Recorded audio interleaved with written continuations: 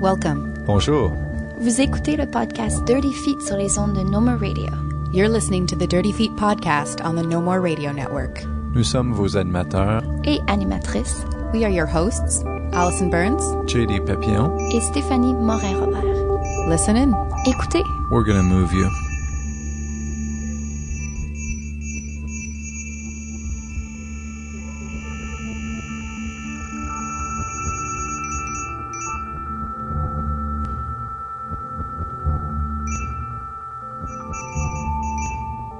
This episode is going to be all about the remount of No Fun that's going to be presented at Tangente, or as part of the Tangente season at Monument National this September here in Montreal, Quebec.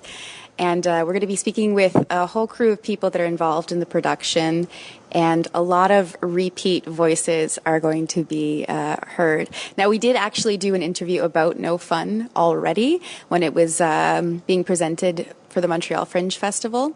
And we got really in-depth about the project when it was being presented for Passerelle 840 here in the Bain at the UQAM Studios. We've also had Hélène Simard, who is the choreographer of the production, in to talk about the Phenomena Festival in 2013. You were in our inaugural episode about dance journalism, so this is a pretty... You're a star of Dirty Feet, a repeat guest. So I'm going to pass the microphone over to Hélène and have her say hello, and then we're going to meet the rest of the people and just say your name and your involvement in the production so we can get voices straight. Hi, I'm Hélène Simard, and I am the choreographer of No Fun. Rémi Saminadin, I'm the drummer on the production. I'm Ted Yates, and I do vocals in quotation marks. And shirtless jumping. I'm Roger White, and I'm an alcoholic. Hi, Roger. Hi, everyone. I play guitar in the production. I am George Stamos, and I am the artistic consultant to Helen in this project. I'm Emily Ruet, and I'm one of the three dancers. So welcome back, Emily, George, Roger, Hélène, and welcome for the first time, Ted and Rémi. Also, I should point out that George is another one of our regulars at the Dirty Feet podcast, so thanks for being here. So what I would like to talk about is the process of remounting. This work has had a history already. Since 2013, you've been working on the piece. Can you tell me the big changes that have happened in terms of have you made any casting changes or any dramatic kind of reformatting? Yeah, it's been a funny process, actually, because I feel like every time we do the piece, it's been the same but different. And I was kind of nervous about coming into this process because I felt really stuck to what the piece was. And I was afraid of letting that go and not letting it be what it could be. And so I'd say that it's the same piece, but at the same time, it's very different. There's sections that are longer. There's sections that are more developed. There's sections that have become completely new things. And what we've tried to really do is look for what the piece needs right now. So when we worked on it the first time for the Passerelle, I think I didn't even know Emily or Seb before we started working on the project. I just liked the way they looked and thought they'd look good in the piece, and that's why I had never seen either of them dance. And I think we only had 10 rehearsals. And so there was no time to judge anything. We just made decisions, and that's what it was. And we never looked back. Once something was said, it was like, that's what it is. Now, when we worked for the Fringe, that was our first casting change. We had Rémi join us at that point and replace Charlton Snow, who had been the original drummer in the production. And so it was figuring new things out, making slight adjustments, but we had this time constraint in the Fringe context where we were part of a split show. So we were sharing the show with Greg Selinger. And so we could only have 26 minutes because we had to, in the Fringe you get kicked out after your hour, and they had to have the other half hour. And so I think the biggest change of all in this process has been letting things have the time that they need to develop and not feeling that rush and that anxiousness of being constrained by time. And so I think that's where the space has kind of come in. It hasn't been adding to sections to add to sections just for the sake of it, but it's letting the sections be probably what they had to be in the first place. Other than that, there's costume changes, there's set stuff going on right now, but you got to have a reason to come see the show, so I don't want to give too much away. But things have shifted pretty drastically in the visual universe of the piece. There's also a very tall bass player now. Yeah. And George he was part of the project when we did the Fringe. I don't remember because he was working with Ellen on other projects too, but it really changes and makes things more focused, and the body work is more, we tried to make it more precise and more effective, and there's a good connection between the George type of working and Helen. It's pretty great actually. And they fit well together, so I don't know how long you've known each other, but it's good. Yeah, exactly. They just met, and it's a great artistic meeting, I find. Yeah, I think that's it. I think we've been able to kind of dive into things that we just skimmed over before, and there's a lot of questioning of why we chose to do things, and sometimes we literally chose to do things because we didn't have any more rehearsal time. And we had to just be like, there's a show next week and we have to do this. So now it's been really fun going back and questioning movement choices, questioning artistic choices, questioning timing, and saying, is that really what I wanted to say? What is this piece saying? And can I let it say that thing, or should it be saying something else? Let's talk about George's involvement in the process. Did you see the original work at Passerelle? Yes, I did. Yes, I did, and I loved it. And I think there's a real strength in what Helen's doing with this piece, and I've been a fan of hers in different, as a dancer. We've danced together in projects years ago, and so I'm interested in her as an artist and in this project, and I was happy when she invited me to help just give my feedback to her to help just maybe challenge a bit on like what are the decisions and be a sounding board on figuring out where to take it further exactly, and help with technically maybe finding some technical movement approaches to help get what she wanted to have happen. Helen, when we first started talking about this piece, you were talking about moving away from more formalized dancing and getting a little bit more interested in casual movement and this band in particular, right? Dead Messenger, and how the band members can move, and I guess what I'm thinking is perhaps work I've seen from George Stamos is a bit more in that direction, just away from the formalized movement. You use a lot of theatricality, prop play. It's not a modern dance scene going on. I'm wondering if that was part of the reason that you wanted to collaborate. I think it was partly just a chance. I think what had happened actually was George was presenting at l'Agora, and I had come to interview him for Danscussion, which is my radio show. And afterwards I was like, I'm rehearsing for this thing, and it would be great if you could come by and see it. And he came by and watched it and immediately started being able to pick out really minute, detailed physical elements that needed to be clarified. And that was like in one rehearsal. He came and really clarified some key things. And I think I get very preoccupied with looking at the structure and the global and the feeling and the universe, and sometimes forget that dancers need really clear details. I also am someone who loves accidents and mistakes and failure and chance and randomness so much. And then at a certain point, I think it's really good to have someone who comes in who has an eye for detail and precision and really precise body trajectories, who can help you clean up some of that randomness, because what you like about the randomness is often the energy or the spontaneity, but then we have to do the show 4 evenings. And so if we just close our eyes and hope for the best and like put our fingers in our ears and go, la, la, la, it'll work out. It works a lot of the time, and sometimes it doesn't. Sometimes the show doesn't get into that space it needs to get into. So it's a lot of that cleaning. And I think I think that partly wanting to trust someone like George too is I find that even if his work is very theatrical and sometimes borders in performance, it's also always grounded in the body and very clear in the body. And so what the bodies are doing is very clear. And as much as I want to kind of be in this casual space or this non-dance space, I don't want to be in a completely messy, brouillon, nothing is clear space. I want there to be clear choices. So if we're being messy, we're messy, and it's clear how we're being messy. And then if we're together and it's clean, it's clean.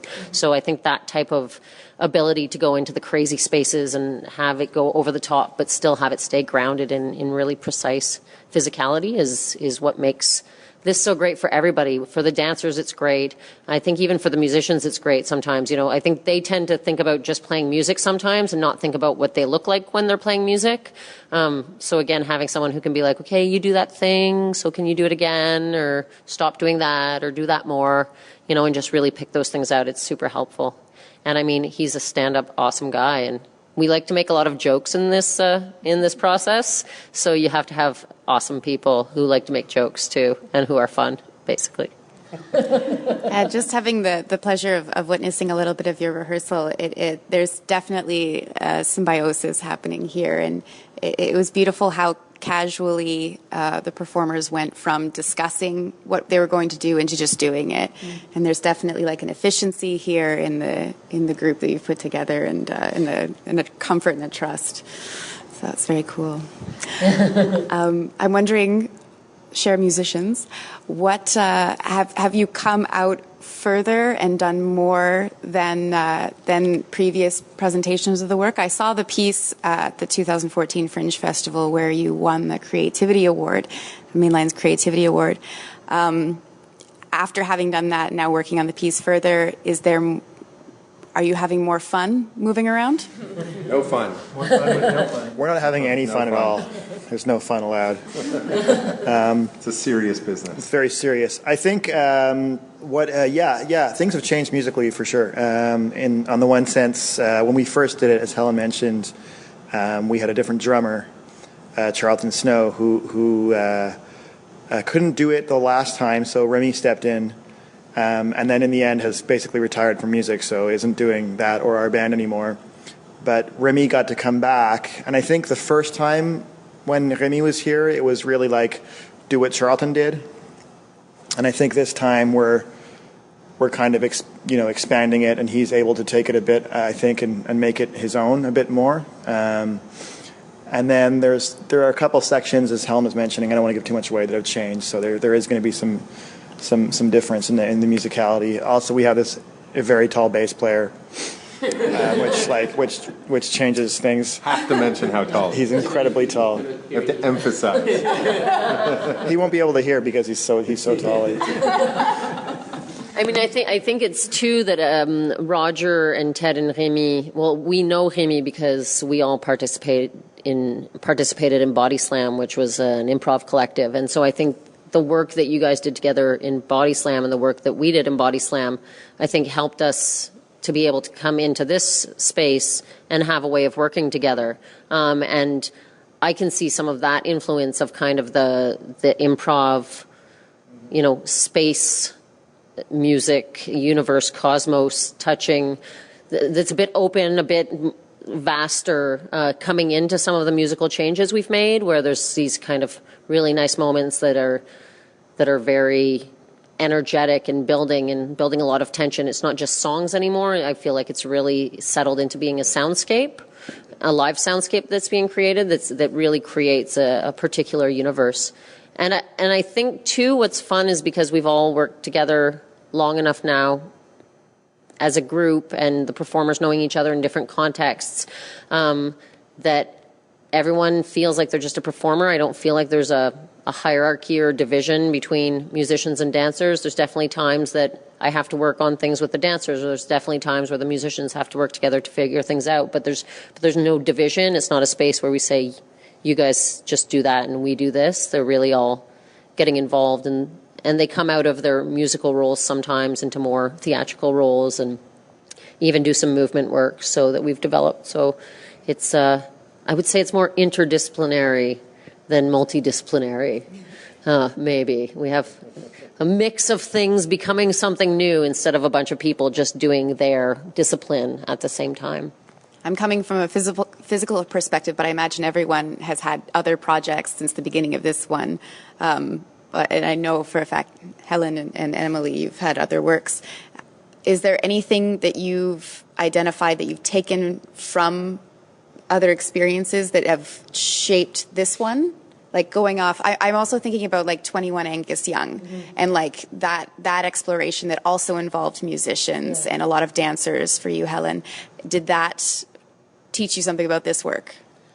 Well, the funniest thing actually when we came back into this process was I was like, oh my God, I'm just going to keep making the same piece forever, and all my pieces kind of become the same piece. And I kind of had this panic moment where I was in rehearsal. I think it was working on Stephanie's solo, and I was like, oh my God, is that something from Angus Young? Like, what's going on? So I think the Angus Young piece, for people who maybe don't know it or haven't seen it, and it's this crazy piece where there's like 25 performers, and there's a raw energy just being thrown into the universe and a complete chaos. I think the nice thing about that piece is it lets me rein things in a bit more here, because with 21 Angus Young, what we're trying to do is go into kind of almost a complete spontaneity. And I'm always saying to the performers, if you do whatever you want, and especially don't do the piece if that's the wrong thing to do, like just do whatever has to happen once the show starts has to happen.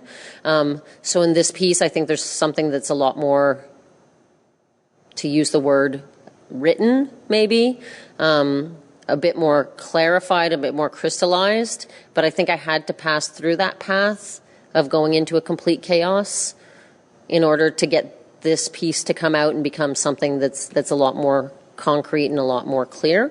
So that's helped me a lot, I think. And I just think the work, because I'm working with the same musicians, I'm working with all three dancers in this piece are also in 21 Angus Young.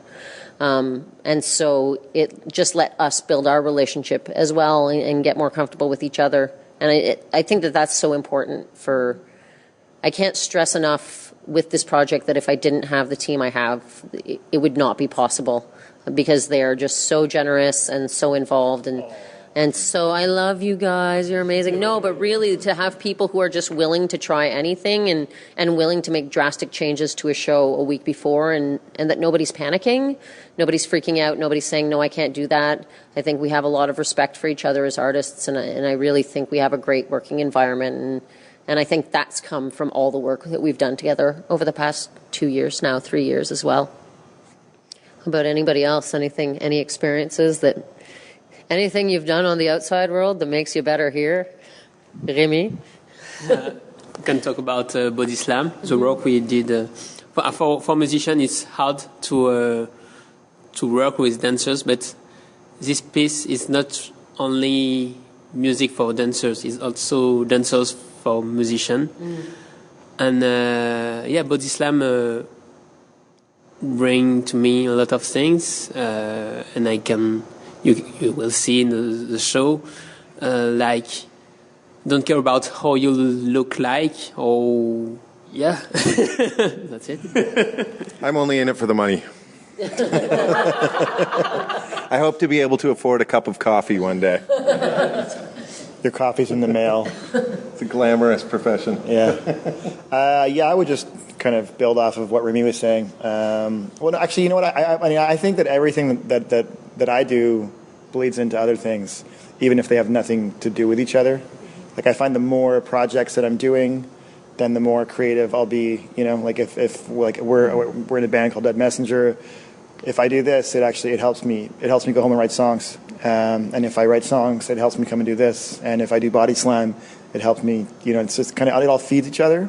So I find I'm just like a lot more there, like what Remy said, there is a repertoire, at least between him and I, that we developed there that I think we were able to bring here.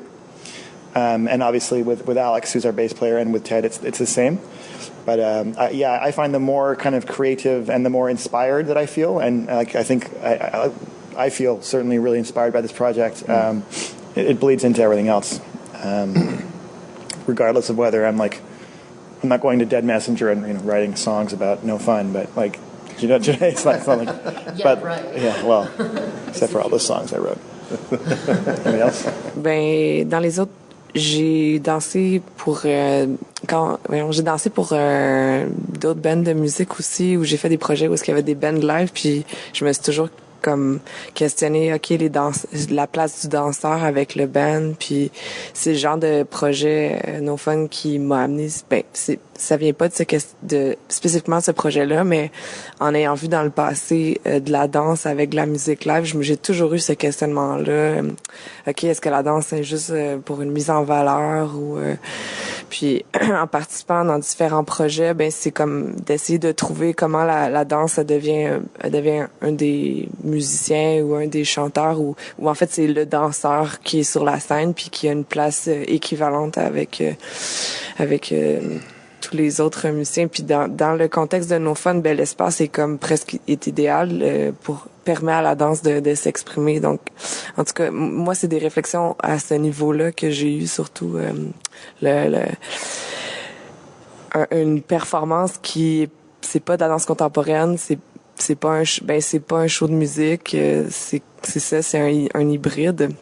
Mais ça a toute l'énergie puis la drive d'un show de musique. Puis moi, des fois, j'aimerais ça que les gens ils soient debout puis qu'ils regardent le spectacle, pas comme un show de danse contemporaine. C'est un truc que je trouverais intéressant pour la continuité du projet. Là. On the subject of remounting work and continuing to work on something that has a span of 2 years already, and I've just had an experience myself working on a project that lasted for years and years. Is it an artistic interest that drives it forward? Is the momentum of the piece, the success of it, the audience reaction to it that makes you want to do it again?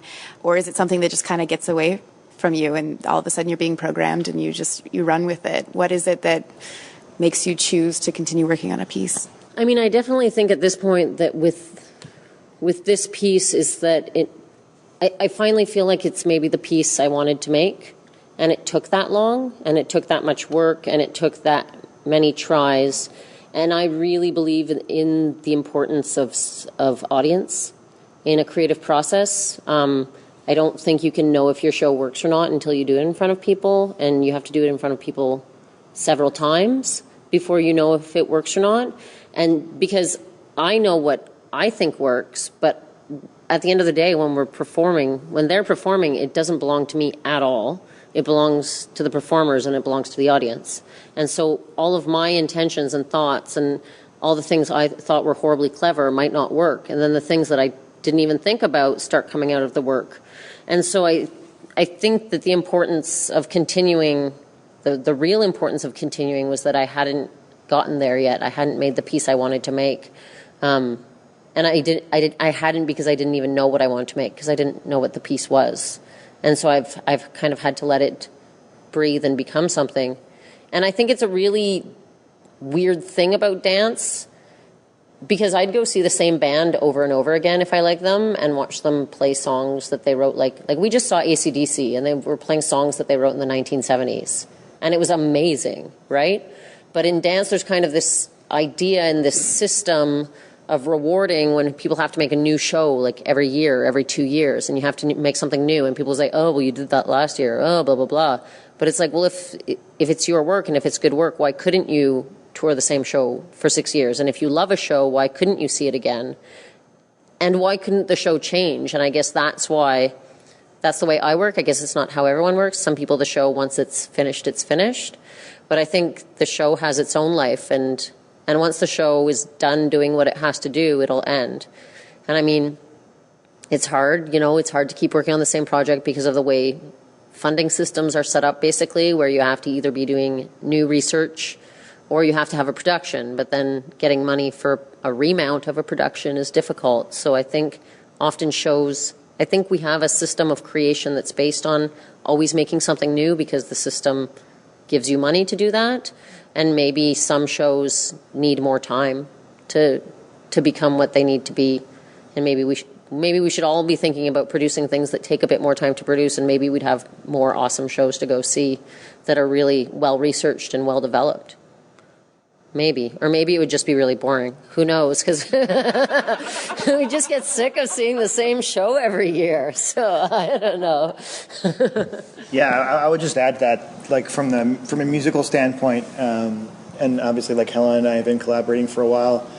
It's really strange because it's not a weird thing. Like, a band will put out a record and then you will tour it for a year or two, and then you put out another record and then you tour it for a year or two. So the whole notion of like creating a show just to do it once seems completely counterintuitive and a huge waste of like time and energy. Really, because, you know, I mean, there's a lot of blood, sweat, and tears that go into these kind of things, and so that was not for this show because I already knew how it worked. But it's a really strange thing from a musical standpoint to be like you just do the show once, and from a musical standpoint, again, you often start the process with a recording. So like, and there is a difference. Like with dance, there's no actual physical thing that you can hold in your hands. But with music, you often make a recording, and then when you go out and play, you start from the recording. But often when you go out and play, the material will change, you know, as you play it, so that by the time you're ending the process of touring for that record, the song might be completely different than the way it was when you recorded it, which is kind of, I think, what we're doing here, like in a way, and I think it's it's you know, for me, the thing that keeps me going, so I'm used to doing that as a musician, and the thing that makes me excited about doing it is when we did it at the Fringe. People just like it was kind of, I was taken aback by how people reacted to it. I was not expecting that at all. It's not to say that I didn't think that the project was good. I love the project, and there's a real kind of camaraderie amongst the people that are in it, you know. But sometimes it's like you don't see the forest through the trees, and when you're standing in the back, you're in the thing, you know, and you can't see it. And there's the lights, and there's the movement, and there's the music, and you know, you're really kind of focused on your thing, and the audience gets to see the whole forest. And I had people stop me on the street, you know, and tell me that they saw the show and loved it, and you know, that's pretty cool. So that, you know, the chance to do that again and hopefully get the same kind of reaction is it's kind of like being in it for the money. I'm in it for the attention. Only not as rewarding. I want the attention. I want to, you know. I'll be buying yogurt and have someone say, "Hey, you're in No Fun." That's why I'm doing it. Anybody else? Yeah, me too. Yeah, I think it does take a few runs at it to find a piece. I think, like, personally, with the work that I've done as a choreographer, it often takes a lot of research, and then you, once you put it, I would agree with what Helen said with that, yeah. And what I'm finding really exciting about this project and about Helen too is the intersection that she has in her work between this rock energy and her clown work, her knowledge of clown work, and also you know, her intellectual capacity, and also the hip hop background, and how all these things are intersecting in this piece. It's been really exciting for me to see the threads there too, that because yes, a piece of work does develop when you focus on it, but also you pull in all your experience, and it comes together in different ways, and I feel like it's coming together for her with this project in a really exciting way. So come see it. Any last words? I think just, yeah, totally come see it. And I think if there's one thing I'm really happy that we've managed to change in this remount is that I think there's a lot more fun in the show now. For a show that's supposed to have no fun, I think there's a lot of fun in it, and I think that there's a lot of space to feel confused and to feel lost and to still have a good time. And the audience won't be totally standing up and watching it as if it is a music show, but they are going to be letting the audience bring drinks into the theater, so you can have a little gin and tonic, a little beer or something. while you're watching the show, which I think, it's not just, it just creates a different vibe that's more relaxed. And we understand this. Yes, we're in a theater, but just come and have a good time and don't take it or yourself too seriously. And it's so fun being part of the Pop Montreal festival. So it's kind of in that vibe of, music shows. You come check this out. It's earlier on. So if you want to go see one of the concerts, if you want to go see the Orb afterwards, you totally have time to do it. If you want to go see Motorhead, hopefully they won't have canceled by then. So yeah, I think it's going to be a lot of fun for no fun. Cool. Thank you all so much.